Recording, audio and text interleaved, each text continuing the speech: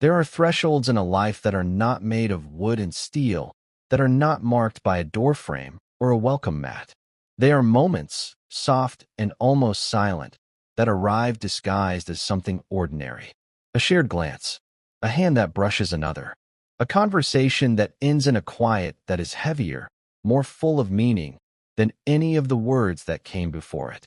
You can stand on the edge of such a threshold for months, for years, acutely aware of the space on the other side, a room you can imagine but cannot enter. You learn the geography of that invisible boundary. You memorize its every contour, its every subtle shift in atmospheric pressure. You live with the low, constant hum of its potential, the fear of crossing it, and the even greater fear of never being invited to. For me, that threshold was Liam. And for the longest time, the space between us was the length of a sofa cushion, a distance that felt both infinitesimally small and as vast as an ocean. The night it all changed, or rather, the night the change became undeniable, began like so many others had that autumn. Rain was streaking the panes of my apartment window, blurring the city lights into a watercolor wash of neon and gold. Inside, the only light came from the television, its flickering glow painting the walls in shifting shades of blue and gray. We were on my couch, a worn, comfortable thing that had witnessed the entirety of our friendship unfold. The end credits of some forgettable action movie were rolling, the triumphant orchestral score a stark contrast to the profound quiet that had settled over the room. That quiet was centered on the warm, solid weight of Liam, asleep against my shoulder. His head was tucked into the crook of my neck, his soft breathing a rhythmic puff of air against my skin. The scent of him, clean and simple like fresh laundry and the crisp outdoor air he always seemed to carry with him, filled my senses.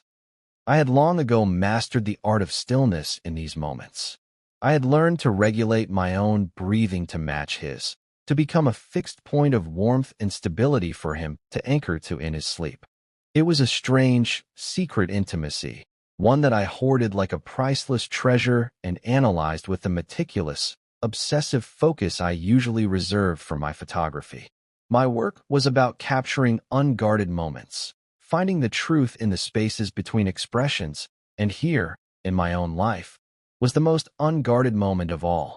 Liam, who moved through the world with such an easy, restless energy, was completely, trustingly still. His hand, which had been resting on the cushion between us, was now loosely curled against my thigh. His fingers twitched occasionally, as if chasing some fleeting dream.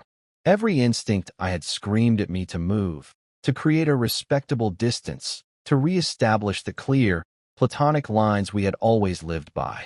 But I couldn't. I was paralyzed by a feeling so immense, so tender and terrifying, that it felt like a physical weight pressing down on my chest. This was the ritual we had fallen into. It had started weeks ago, after his world had been shaken loose from its foundations. He would appear at my door, his eyes shadowed with a fatigue that seemed more soul-deep than physical, holding up a pizza box or a six-pack of beer as a flimsy pretext. Movie night? He'd ask, and the question was never really about the movie. It was about not wanting to be in his own apartment across the hall, a space that had become too quiet, too empty. And at some point in the film, his energy would finally drain away completely, and the gravitational pull of sleep would draw him down, first his head lolling to the side, then slowly, hesitantly, listing until it found purchase on my shoulder. The first time it happened, I had held my breath for what felt like an hour, my muscles screaming in protest, terrified that the slightest movement would wake him and shatter the fragile, unspoken permission of the moment. Now, it was a familiar state of being. I was his temporary harbor, the calm water where he could drop anchor for a few hours. But tonight felt different. The rain outside seemed to insulate us further from the world, wrapping the apartment in a cocoon of sound and shadow. The air was thick with things unsaid, with a tension that had been building for months, like the static charge before a lightning strike. He shifted in his sleep, a soft murmur escaping his lips, and his hand on my leg tightened its grip slightly, his fingers pressing into the denim of my jeans. My heart hammered against my ribs, a frantic, panicked bird trapped in a cage. I looked down at his face, softened by sleep, his usually guarded features completely open and vulnerable. The faint line of a scar bisected his left eyebrow, a relic from a childhood soccer injury.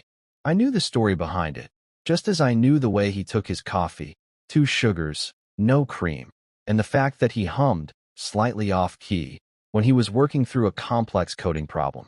I knew the architecture of his smiles, the quick, polite one for strangers, the broader, genuine one for friends, and the rare, lopsided one that appeared only when he was truly, incandescently happy. I knew him.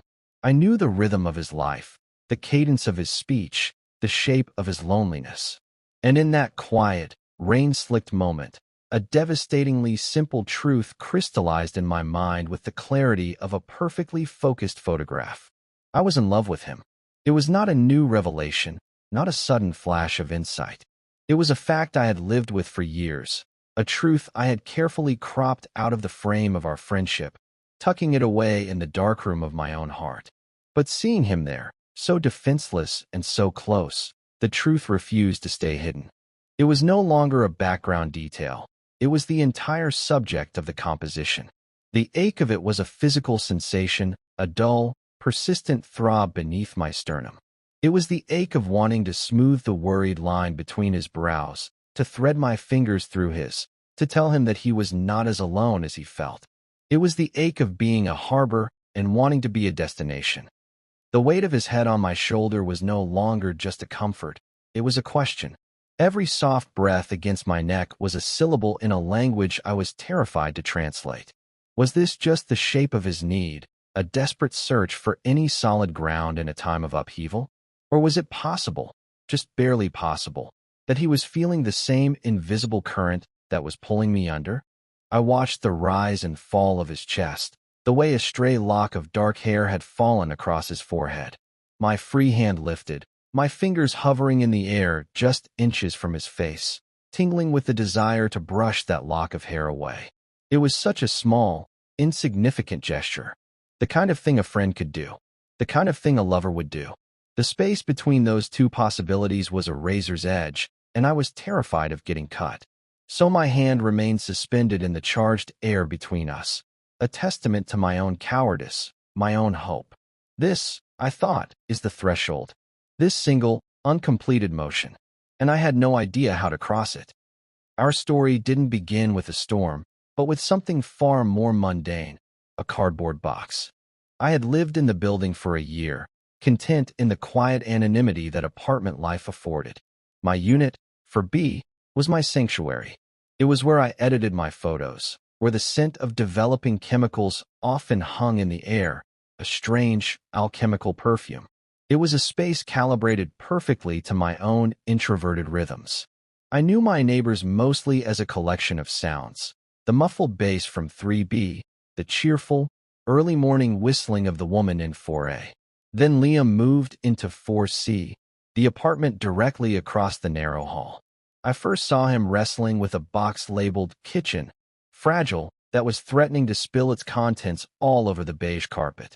He was grunting, his face flushed with exertion, a stubborn lock of hair falling into his eyes. He looked frustrated and overwhelmingly solid, a burst of kinetic energy in the quiet stillness of our shared hallway. "Need a hand with that?" I asked, my voice sounding unnaturally loud in the enclosed space. He looked up, startled, and then a quick, relieved smile transformed his face. "Man, would I ever. I think the physics of this particular box defies all known laws." And so it began. We spent the next hour ferrying boxes from the hallway into his apartment, a space that was a mirror image of my own but felt entirely different, bare, echoing, and full of unpacked potential. We worked in a comfortable, companionable silence punctuated by his easy chatter. He told me he was a consultant, that he traveled a lot for work, that he was hoping this move would finally make him feel a little more settled. He had a way of talking that was both confident and self-deprecating, a charm that felt unstudied and genuine. When we were done, he insisted on buying me a beer as thanks, and we ended up at the dive bar on the corner, sitting at a sticky table and talking for 3 hours. I learned about his childhood in a small town, his competitive streak in sports, his complicated relationship with his family. I found myself talking, too, more than I usually did with strangers. I told him about my photography, about the quiet satisfaction of capturing a fleeting moment and making it permanent. He listened with an intensity that made me feel seen, not just observed. That night, a friendship was unpacked and set on a shelf. It started as a hallway friendship, built on brief encounters by the mailboxes or the elevator. "Morning," he'd say, his voice still thick with sleep, a gym bag slung over his shoulder. "Have a good one," I'd reply, clutching my travel mug of coffee. These small moments became the foundation. Soon, they evolved. A knock on my door. "Hey, I made way too much pasta. Are you hungry?" A text from me. "The gallery downtown has a new exhibit. Thought you might be interested. We built a bridge across the 4 feet of hallway that separated our lives. A bridge made of small kindnesses and shared meals." He was the splash of vibrant color in my monochromatic life. I think, was the quiet space where he could finally exhale. His life was a whirlwind of deadlines, flights, and demanding clients. Mine was a slow, deliberate process of watching and waiting, of finding beauty in stillness. We were a study in contrasts, yet we fit together with an ease that felt both surprising and inevitable. He had a girlfriend then, Sarah. She was lovely, bright, ambitious, a lawyer who matched his energy stride for stride. When she was around, his apartment was filled with the sounds of laughter and conversation. I would hear them through the thin walls, a muffled soundtrack to my own solitary evenings. I liked Sarah, and I was happy for him. Or, I told myself I was. But there was a small, tight knot that would form in my stomach when I saw them together, when he would sling his arm around her shoulders or kiss her goodbye in the hallway. I labeled it envy, not for Sarah herself, but for the easy intimacy they shared, the casual ownership of affection. It was a feeling I had no frame for in my own life. I was a professional observer, adept at documenting the connections of others, but a complete amateur at forming my own. The moment I could no longer deny the true nature of that feeling came on a sweltering summer evening about a year into our friendship. He'd invited a few people over for a barbecue on the building's rooftop terrace. The air was thick with the smell of charcoal and citronella. Music drifted from a portable speaker. Liam was manning the grill, laughing, a beer in his hand, looking completely in his element. Sarah came up behind him and wrapped her arms around his waist, resting her chin on his shoulder. He turned his head and gave her a quick, fond kiss. It was nothing. It was a million tiny moments like it that happen every day all over the world. But watching it, a wave of something sharp and painful washed over me. It was a feeling of profound loss for something I had never had. It wasn't envy. It was yearning. A deep, hollow ache that had a name, and that name was Liam. The realization landed not with a crash, but with a quiet, sinking weight.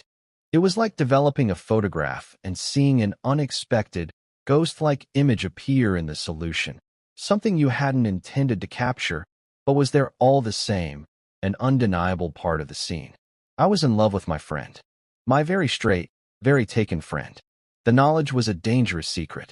I packed it away, locked it in a light-proof box in the darkest corner of my heart, and resolved to be nothing more and nothing less than what he needed me to be, his friend. The quiet observer across the hall. I became an expert in managing the delicate ecosystem of our friendship. I learned how to measure out my affection in safe, platonic doses. I learned to appreciate his presence without betraying my longing for it. I learned to live on the threshold, to find a strange sort of comfort in the ache of the unspoken, because the alternative, risking the most important friendship I had ever had, was simply unthinkable. For 2 years, I stood on that threshold, and I became convinced that was where I would always remain. The first tremor that shook the foundations of our carefully balanced world was the stress from his job. Liam's work had always been demanding, but a new project escalated it to an entirely new level. He was trying to build a complex software platform for a major international client, and the pressure was immense. The easy confidence he usually wore like a well-fitted coat began to fray at the edges. The lights in his apartment were on at all hours. I'd see him in the hallway, and the vibrant energy that always surrounded him seemed dimmed, his shoulders perpetually hunched over a phantom laptop. The dark circles under his eyes became a permanent feature. He stopped going to the gym. He started looking thin, worn down, like a coastline eroded by a relentless tide. His easy smiles became rarer, more forced. He started talking about it in fragments, usually late at night when he'd knock on my door, looking for a temporary escape. He'd pace my living room, running a hand through his already messy hair, trying to articulate the intricate problems he was facing. I didn't understand the technical jargon, the talk of integration protocols and legacy systems, but I understood the language of anxiety. I understood the frustration of pouring all of yourself into something only to have it refuse to work. I would just listen, keeping my coffee maker full and my presence steady. I became a sounding board, a quiet, non-judgmental space where he could vent his frustrations without fear of being told to just power through or think positive. I was simply there, a fixed point in his increasingly chaotic orbit. My apartment became his decompression chamber, the place he could come to shed the armor he wore for the rest of the world. The second, more seismic event was the end of his relationship with Sarah.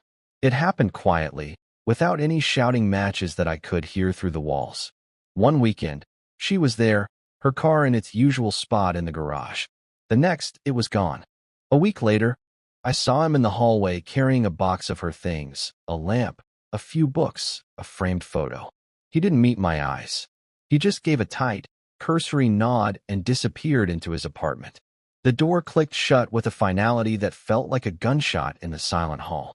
For days, his apartment was a black hole, emitting no light, no sound. I worried, my anxiety a constant, low-grade hum. I texted him a few times, simple, non-intrusive messages. Hey, thinking of you. Let me know if you need anything. The replies were terse, one-word answers. Thanks, okay. Finally, after a week of silence, there was a soft knock on my door. It was late, well after midnight. I opened it to find Liam standing there, looking smaller than I'd ever seen him, as if the space he occupied in the world had physically shrunk. He was holding a bottle of whiskey, two-thirds empty. He didn't say anything. He just looked at me, his eyes wide and lost, like a child who had wandered too far from home. I stepped back, opening the door wider in a silent invitation. He walked in and sank onto my couch, the same spot he would later claim so many times. He didn't talk about Sarah, not directly. He didn't use the words break up or she left. He just talked around the hollow space she had left behind. He talked about the future he had imagined, a blueprint that was now crumpled and discarded. He talked about the silence in his apartment, how it felt accusatory, how every object seemed to mock him with its memory of her. He was adrift, untethered from the life he had been building. His job was a source of relentless stress, and now his personal life, the supposed bedrock, had crumbled into dust. He was a ship caught in a perfect storm, battered by waves from every direction. And my apartment, for B, became his only port. He wasn't seeking romance or a rebound. He was seeking refuge. He was seeking an absence of pressure, an absence of expectation. He needed a place where he didn't have to pretend to be okay, where he didn't have to perform strength or resilience. He just needed to be. The shift had happened. The carefully maintained distance between our lives, the 4 feet of hallway carpet, had been erased. He was no longer just across the hall. He was inside, sitting on my couch, his loneliness a palpable presence in the room. And I, the quiet observer, found my role changing. I was no longer just a friend. I was becoming a necessity. The lines were blurring, not because of any grand romantic gesture, but because of the simple, desperate human need for comfort in the dark. And I was terrified of what that meant, and even more terrified to admit how much I wanted to be the one to provide it. The ritual began subtly, almost by accident. It was born from his exhaustion and my inability to turn him away. The first time, we were watching some sprawling historical epic, a movie far too long for a weeknight. He had brought over Chinese takeout, and we ate out of the cartons, sitting on opposite ends of the couch. He'd been quiet all evening, his contributions to the conversation sparse and distracted. About 2 hours into the film, I noticed his head had started to nod. His blinks became longer, slower. Then, his head drooped, catching itself with a jerk before finally succumbing, slumping against the back of the sofa. A few minutes later, it listed sideways, a slow, inevitable slide across the cushions until, with a soft weight, it came to rest against my arm. My entire body went rigid. I was acutely aware of the point of contact, a small patch of warmth that seemed to radiate through my entire nervous system. I held my breath, listening to the sound of the movie, the ticking of the clock on the wall, and the sudden, thunderous roar of my own heartbeat. His breathing deepened, evening out into the slow, steady rhythm of sleep. I sat there for what felt like an eternity, a statue carved from anxiety and a desperate, forbidden tenderness. My arms started to go numb, pins and needles prickling the skin. I should wake him. I should tell him to go to his own bed, just across the hall. It was the sensible, appropriate thing to do. But I looked at his face, smoothed over by sleep, the tension that had been carving lines around his eyes and mouth finally gone. He looked peaceful. He looked young. And the thought of disturbing that peace, of sending him back to his empty, silent apartment, felt like an act of cruelty I was incapable of. So I stayed. I sat motionless until the movie ended, until the screen went black, leaving us in the dim glow of my reading lamp. I carefully, slowly, reached for the Afghan draped over the back of the chair and gently pulled it over him. Then, with the stealth of a spy, I extricated myself from the couch, went to my own bedroom, and left him there. The next morning, he was gone. There was just a neatly folded Afghan on the couch and a text on my phone. Sorry for crashing. I owe you. Coffee later. That was the blueprint. And soon, it became a regular occurrence. The pretense of movie night was our plausible deniability. It was the frame that made the picture acceptable. He'd show up, already looking drained. We'd talk for a bit, the conversation circling his work stress, his gnawing loneliness, but never landing directly on the heart of it. Then we'd put on a movie, and it was only a matter of time. The couch, once in neutral territory, became a landscape of unspoken negotiation. He would start on his side, and I on mine. But as the evening wore on, the space between us would shrink. A leg stretched out, a hand resting on the central cushion. Then, the slow, familiar drift of his body as sleep claimed him. It evolved. The second or third time, he didn't just lean against my arm. He slumped fully against my side, his head finding the natural hollow of my shoulder as if it were carved for him. I learned to anticipate it, to shift my own position slightly to make a more comfortable landing place. I learned to absorb the weight of him without tensing up, to become a part of the furniture, a living, breathing pillow. My apartment became a space defined by this ritual. My evenings were reoriented around the possibility of his arrival. I started buying the brand of beer he liked. I kept my living room tidy, the Afghan always within reach. My life, which had been so centered on my own quiet routines, now had a second, unpredictable center of gravity. My internal world was a storm of analysis. I replayed every moment, every subtle shift in his posture, every mumbled word. I was a detective searching for clues in a case where I desperately wanted to find a specific culprit: reciprocity. Did he shift closer in his sleep because he was unconsciously seeking warmth, or was he seeking my warmth? When he woke up for a moment, bleary and disoriented, and looked at me with a soft, unfocused gaze before drifting off again, was it just confusion, or was there a flicker of something else in his eyes? It was a form of exquisite torture. I was closer to him than I had ever dreamed of being, sharing a level of physical intimacy I had never shared with anyone. And yet, we had never been further apart. The silence was a canyon between us, filled with all the things we weren't saying. The door became a symbol of this ambiguity. His apartment door, for C, had always been a firm boundary. When he was home, it was closed. When he was out, it was closed and locked. But during this period, that changed. When he would leave my apartment in the morning, having slept on my couch, he would cross the hall to his own, but he started leaving the door slightly ajar. Just an inch or two, not enough to see in, but enough to break the seal of privacy. It was a crack in the wall he had built around himself. I would see it from my own peephole, that dark sliver of an opening. What did it mean? Was it just carelessness, a sign of his distracted, exhausted state? Or was it an invitation, a signal that the boundary between our spaces, between our lives, was no longer solid? I would stare at that sliver of darkness and feel a profound sense of hope and an equally profound sense of dread. It was a question mark hanging in the hallway, another piece of evidence in my ongoing, silent investigation. One night, the ritual escalated. The weather had turned cold, a biting November wind rattling the windows.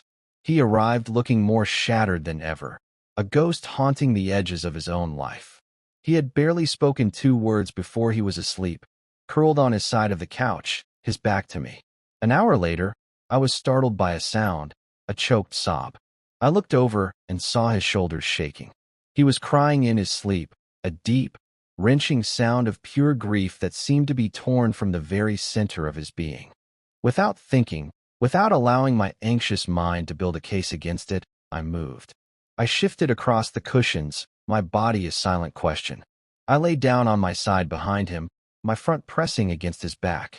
I hesitated for a fraction of a second, and then I wrapped my arm around his waist, pulling him gently against me. His sobbing subsided almost instantly, replaced by a deep, shuddering sigh. He instinctively leaned back into my warmth, his body melting into mine. His hand came up and covered mine where it rested on his stomach, his fingers lacing through mine. We lay there like that for hours. My heart was a drum against his back. This was no longer ambiguous. This was not an accident. His hand was holding mine. He was holding me as much as I was holding him. The chemical bath of my darkroom had finally yielded a clear image. The ghost was no longer a ghost. It was real. I could feel the solid reality of his fingers intertwined with mine, the warmth of his back against my chest, the rhythm of his breathing that was now my rhythm. The air was no longer thick with questions, but with a fragile, terrifying answer. We were no longer just neighbors, no longer just friends. We were 2 lonely people holding on to each other in the dark, and I knew, with a certainty that both thrilled and terrified me, that we had finally, irrevocably, crossed some kind of threshold together. The door was no longer just ajar. It had been thrown wide open. The crossing was not a violent surge, but a slow, quiet tide coming in. It happened on a Tuesday night that was indistinguishable from all the others. Rain, a movie, the low hum of the city. But this time, something in the atmosphere was different. The air itself felt thin, stretched taut, like the moments before a deep bell is struck. Liam was on the couch, but he wasn't drifting toward sleep. He was wide awake, preternaturally still, his gaze fixed on the television screen, but not seeing it. I could feel the coiled energy coming off him, a stark contrast to the weary surrender I had grown so accustomed to. The movie ended, the credits rolled, and the silence that descended was not the comfortable, sleepy quiet of our ritual. It was an active, listening silence. It was a silence with a pulse. I reached for the remote to turn off the television, wanting to break the spell, to release the tension that was making it hard to breathe. But as my hand moved, Liam spoke, his voice low and unexpectedly clear in the dim room. "Leave it." I froze, my hand hovering over the coffee table. He turned his head slowly, and his eyes met mine. In the flickering blue light from the screen, his expression was stripped bare of all its usual defenses. There was no easy charm, no tired resignation. There was just a raw, unnerving vulnerability. And there was fear. I could see it plain as day, a deep, dark pool in the center of his gaze. We just looked at each other for a long moment. The space between us on the couch felt like a charged field, crackling with unspoken electricity. I could hear my own blood rushing in my ears. Every analytical part of my brain, the part that had spent months documenting and dissecting his every move, went silent. All that was left was the raw, thrumming nerve of my own heart. He broke the gaze first, looking down at his hands, which were clenched into fists on his knees. He took a breath, a long, shaky inhalation that seemed to cost him a great deal of effort. "Can I ask you something stupid?" he said, his voice barely a whisper. The words hung in the air, fragile as smoke. My throat was tight, and I could only manage a nod. It felt like a monumental effort, as if I were moving a great weight. He kept his eyes on his hands, as if he couldn't bear to look at me and ask the question at the same time. He was gathering his courage, and the sight of it, of this man who always seemed so effortlessly confident now struggling so profoundly, made my heart ache with a fierce, protective tenderness. "This," he started, then stopped. He swallowed hard. "Us. On this couch. Me sleeping here. Is this okay?" The question was a multi-layered thing, a complex origami of meaning. He wasn't just asking if I minded him sleeping on my couch. He was asking if I understood what it meant.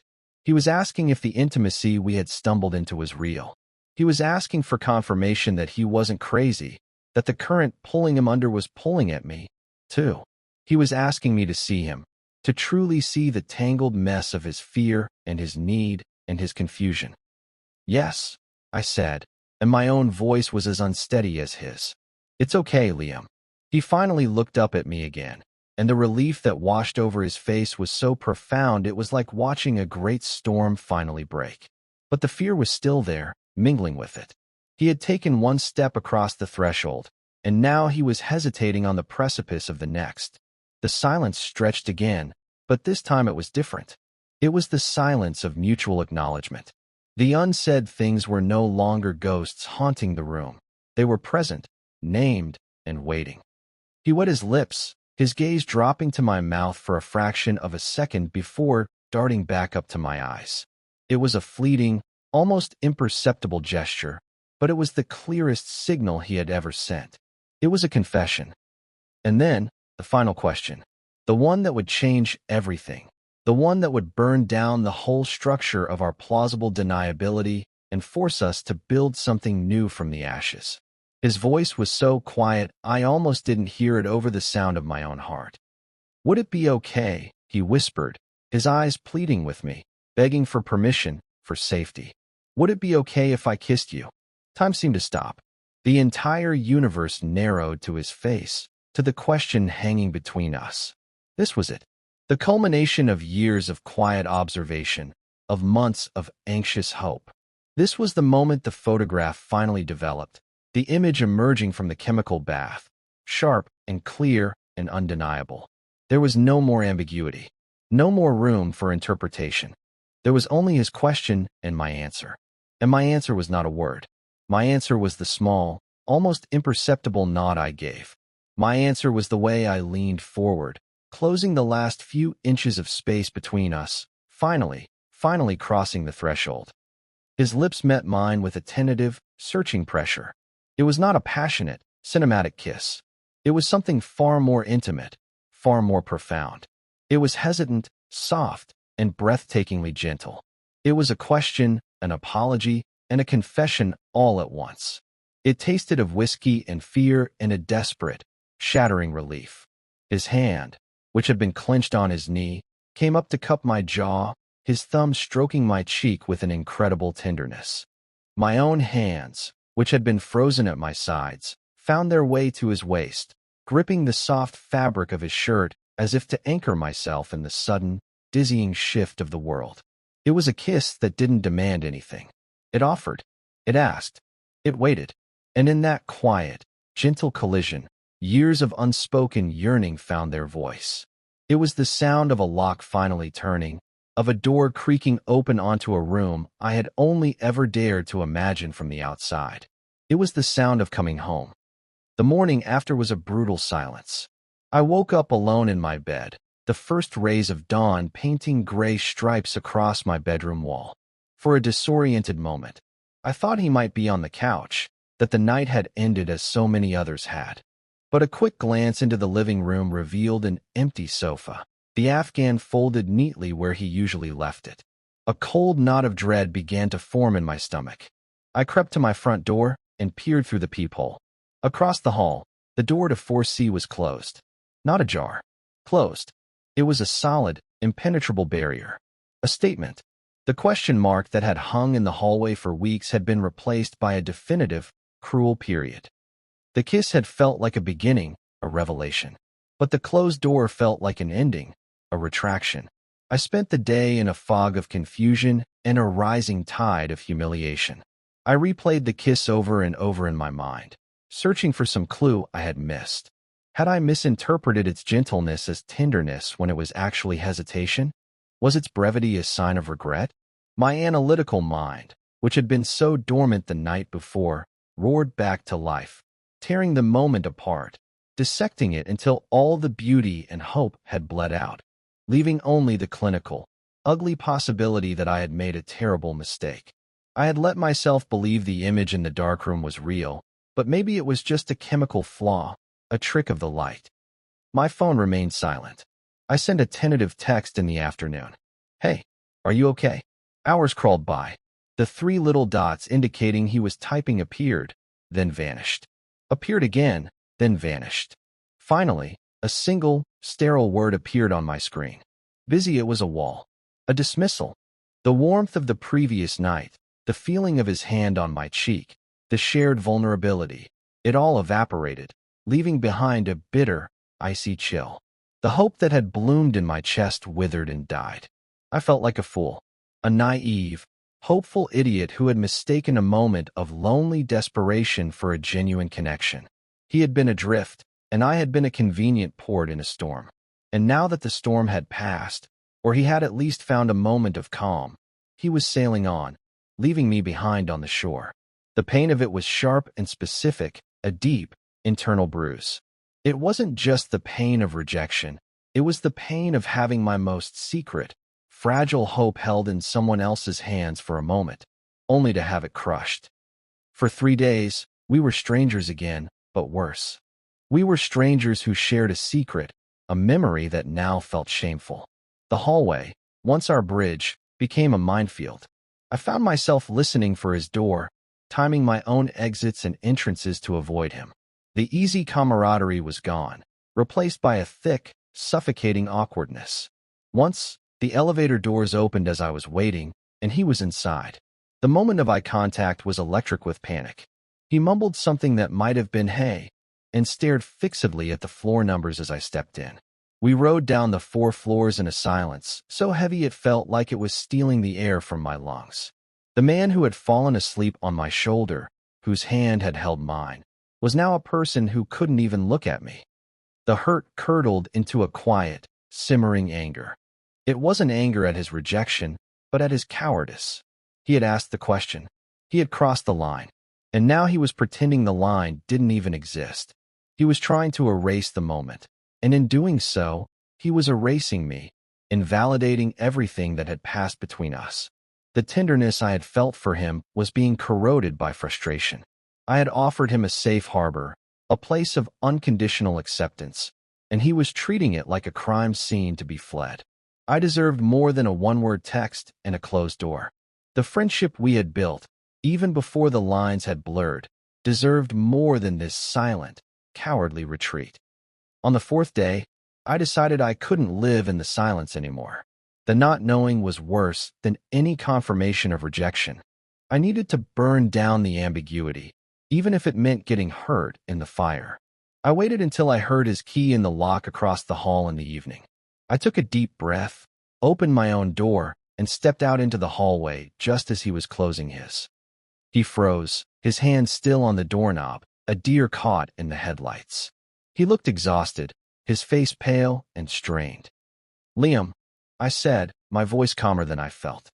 "Hey," he said, his eyes darting everywhere but at me.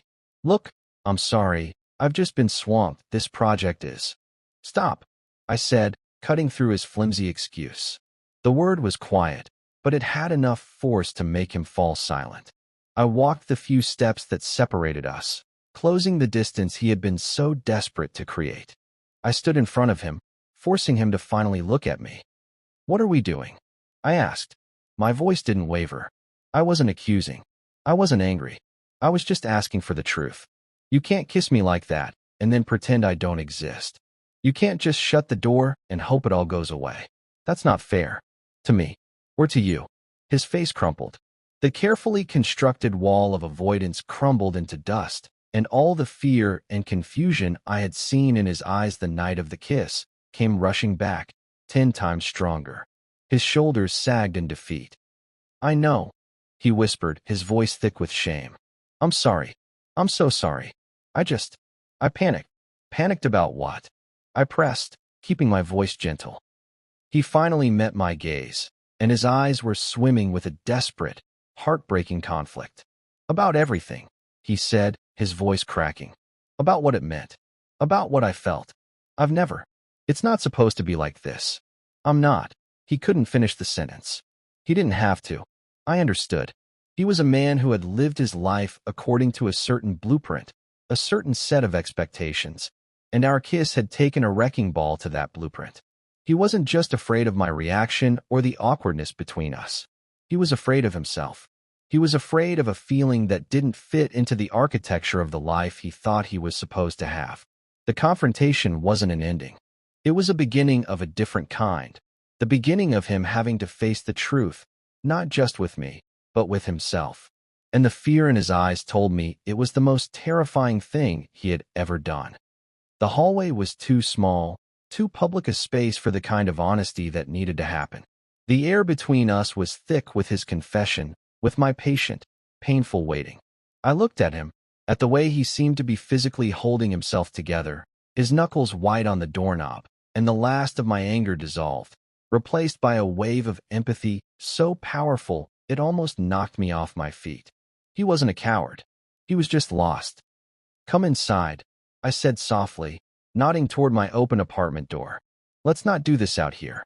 He hesitated for a moment, as if crossing my threshold now, in the full light of this new, terrifying honesty, was a far more significant act than all the times he had done it before. Then, with a slow, resigned nod, he let go of his own door and followed me into my apartment. The space felt different now. The cozy, safe neutrality of it was gone, replaced by the weight of our shared history and the uncertainty of our future. I didn't turn on the television. I didn't offer him a beer. I just gestured to the couch, the epicenter of our entire silent drama. He sat on one end, and I sat on the other, the distance between us a deliberate, respectful space for the words that needed to fill it. He started talking, and it was like a dam breaking. The words came out in a torrent, disordered and raw, as he tried to map the unfamiliar territory of his own heart. He spoke of his relationship with Sarah, how he had loved her, but how it had always felt like he was playing a part, checking off boxes on a list of what a successful life was supposed to look like. He spoke of the crushing loneliness he felt even when he was in a crowd, a deep, fundamental sense of being disconnected that had haunted him for years. He confessed that his frantic work schedule wasn't just about ambition. It was a way to outrun the silence, to fill his life with so much noise that he didn't have to listen to the quiet, unsettling questions within himself. "And then there was you," he said, his voice dropping. He looked across the couch at me, his gaze direct and unflinching for the first time. Being here, in this apartment, it was the only place I felt quiet. Not the bad, empty quiet of my place, but a good quiet. A peaceful one. I wasn't performing. I wasn't trying to be anything. I could just be. He ran a hand over his face. When I started falling asleep here, at first I was mortified. But then, I started needing it. It was the only real rest I was getting. And being close to you, it felt safe. It was the only thing in my life that felt safe. He took a shaky breath, gathering himself to talk about the kiss. "That night," he said, "I wasn't just tired.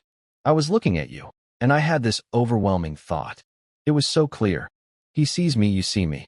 Not the consultant, not Sarah's ex-boyfriend, not the guy who has it all together. Just me. The messed up, tired, lonely version of me. And you weren't running away. You were just there." His voice cracked again. "And I wanted to kiss you more than I have ever wanted anything in my entire life. It wasn't about being lonely or needing comfort. It was about you." "Then why did you run?" I asked, my voice gentle. "Because it terrified me," he said, the words raw with shame. The moment it was over, my brain just short-circuited. A million alarm bells went off. "This is wrong. This isn't who you are. What are you doing? You're going to ruin the one good thing you have." I've only ever been with women. I've never even considered. And then to feel something that strong, that right, it felt like the ground had disappeared from under my feet. I woke up the next morning, and I felt like a stranger in my own skin. I didn't know how to face you. I didn't know how to face myself. So I did the only thing I could think of. I hid. The silence that followed his confession was not empty. It was filled with a profound, fragile truth. It was the sound of a person dismantling their own identity and showing you the pieces. I finally understood. His withdrawal wasn't a rejection of me. It was a rejection of a part of himself he had never known existed, a part that scared him to his core. It was my turn to be honest. I told him everything. I told him about the first day I met him in the hallway, about the slow, creeping realization of my feelings, about the night I saw him with Sarah on the rooftop, and the ache of yearning I felt. I told him about my secret, long-held love for him, how I had packed it away and resolved to be only his friend because I valued that friendship more than my own hope. I told him about the months of analyzing his every gesture, the torture and the thrill of our ritual on the couch, my desperate search for clues that I wasn't alone in what I was feeling. As I spoke, I watched his expression shift from shame to disbelief, and then to a dawning, wondrous understanding. "You mean this whole time?" he whispered, his eyes wide. "This whole time," I confirmed. A slow, incredulous smile spread across his face. It was a smile of pure, unadulterated relief. The fear in his eyes was finally being replaced by something else. Hope. "So I'm not crazy," he breathed out, almost laughing. "No," I said, a smile touching my own lips. "You're not crazy. Or if you are, we both are." He closed the distance between us on the couch then, not with the sleepy, unconscious drift of before, but with a clear, deliberate motion. He stopped a few inches from me, his knee brushing mine. He searched my eyes, as if asking for permission one last time.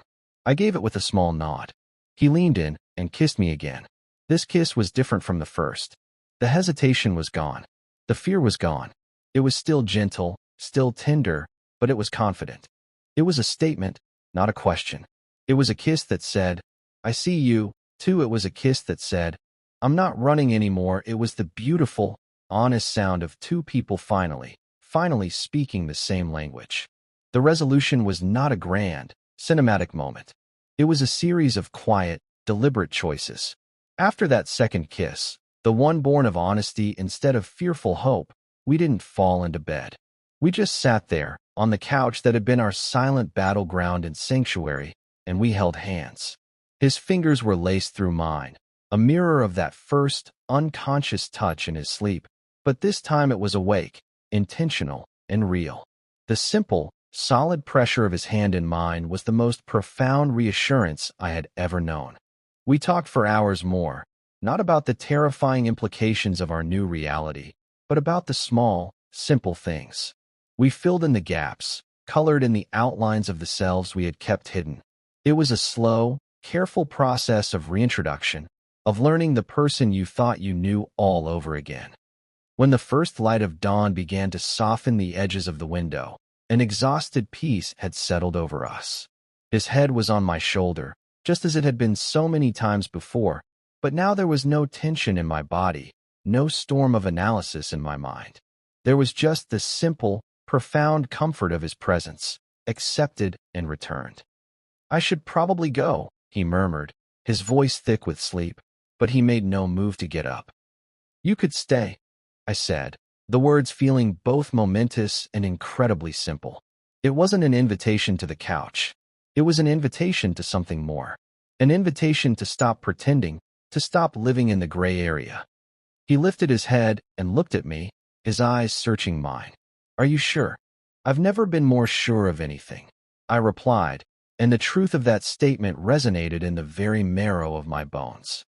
He stayed, and that night, sleeping beside him in my bed, the quiet intimacy was overwhelming. There was no desperate need, no frantic passion. It was just peace.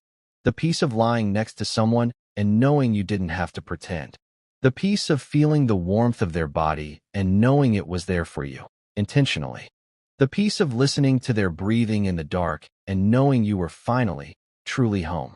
It was the kind of peace I had spent my entire life observing in others, capturing with my camera, but had never believed I would find for myself. In the weeks that followed, we built our new normal. It was a thing of quiet beauty.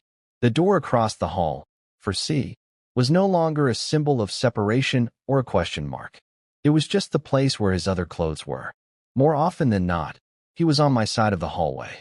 Our lives began to merge, not in a rush, but in a slow, organic blending. His favorite coffee mug found a permanent home in my cupboard next to mine. My camera bag sometimes ended up on his kitchen counter.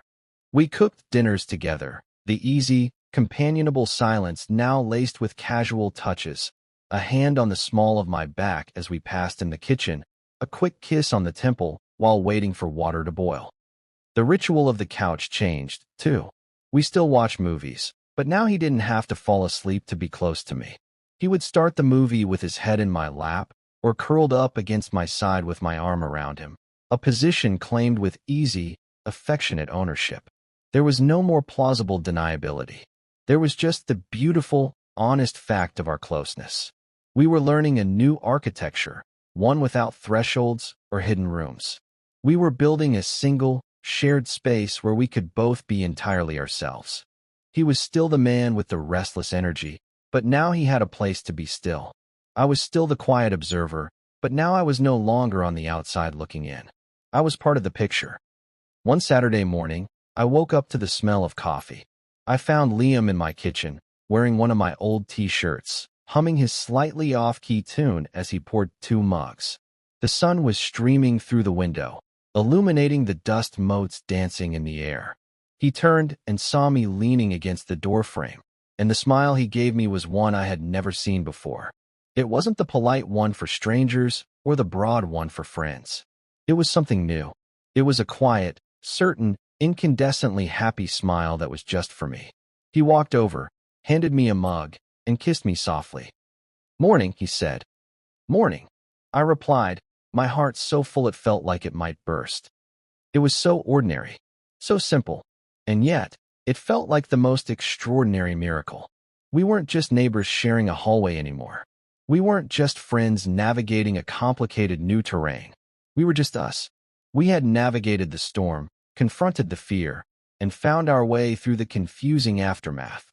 We had learned that the bravest thing you can do is to be honest, first with yourself and then with the person who sees you. We had crossed the threshold not into a place, but into a person. And in the beautiful, honest silence we had learned to create together, we had finally found our way home.